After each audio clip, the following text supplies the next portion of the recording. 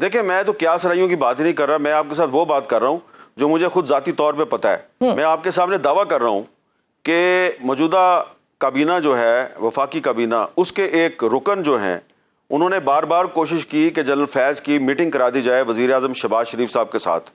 वज़ीर आज़म शहबाज शरीफ साहब ने मीटिंग करने से इनकार किया, लेकिन वज़ीर आज़म साहब ने अपने उस काबीना के मेंबर के ख़िलाफ़, जिसका ताल्लुक मुस्लिम लीग नून के साथ है, कोई कार्रवाई नहीं की। तो ये मैं इस बात का जवाब दे रहा हूँ कि पाकिस्तान में कोई नज़रियाती सियासत तो होती नहीं है, पावर पॉलिटिक्स होती है।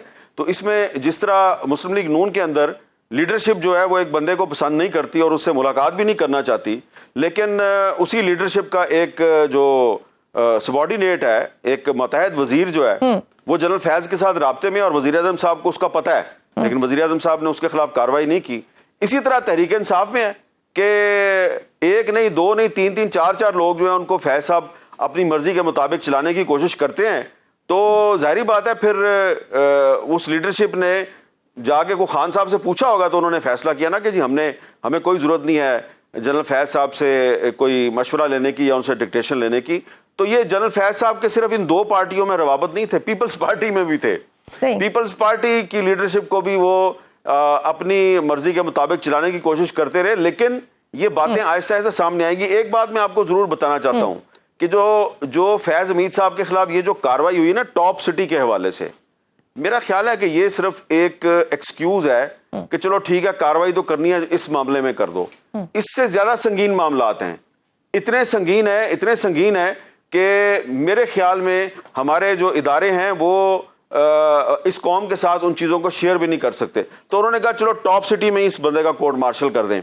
हालांकि उन्होंने DHA पेशावर में भी उन्होंने करप्शन की हुई है, उन्होंने चकवाल में भी करप्शन की हुई है, हर जगह पे की हुई है। तो ये मामला शुरू हुआ है, अब उन्होंने टॉप सिटी के चक्कर में उनको अंदर कर लिया है, लेकिन ये बात निकली है तो दूर तक जाएगी। लेकिन मीर साहब, आपको नहीं लगता कि ये कौम का हक है? अगर ये जितनी भी ये जो प्रेस रिलीज निकली ये अधूरी थी। शफाफियत का ये है कि आप जाने, कौम जाने कि क्या हकायक है, असल में कौन से जराइम थे, क्या चार्जशीट थी, प्रॉपर्ली सामने आने चाहिए। आपने सिर्फ देखे ना, टॉप सिटी 2017 का मामला है, ये 7 साल हो गए हैं। तो उस वक्त तो ये DGC थे जी, बाद में इनको DG ISI बनाया गया और उसमें मर्जी शामिल थी जनरल बाजवा साहब की। फिर इनको कोर कमांडर बनाया गया तो इसमें मर्जी शामिल थी बाजवा साहब की।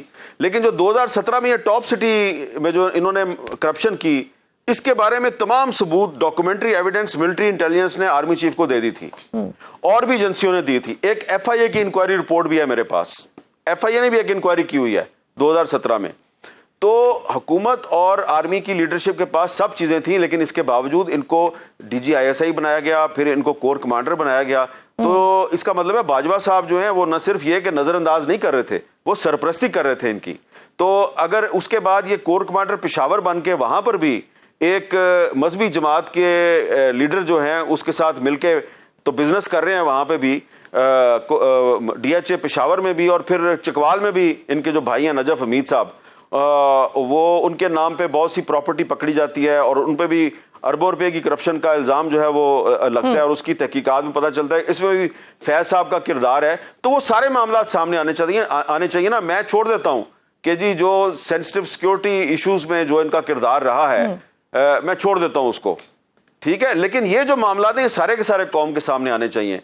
और खास तौर पे जो 9 मई का मामला है, 9 मई के मामले में मैं ये आपको कैटेगोरिकली बता रहा हूं कि तहरीक इंसाफ के बहुत से जो सीनियर रहनुमा इस वक्त पार्टी के मामलात को चला रहे हैं, उनका ये ख्याल है कि फैज हमीद साहब ने तहरीक इंसाफ को बहुत नुकसान पहुंचाया है।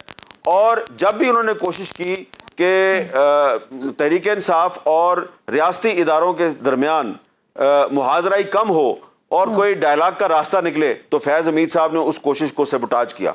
वो सबूत थोड़े दिन में सामने आ जाएंगे।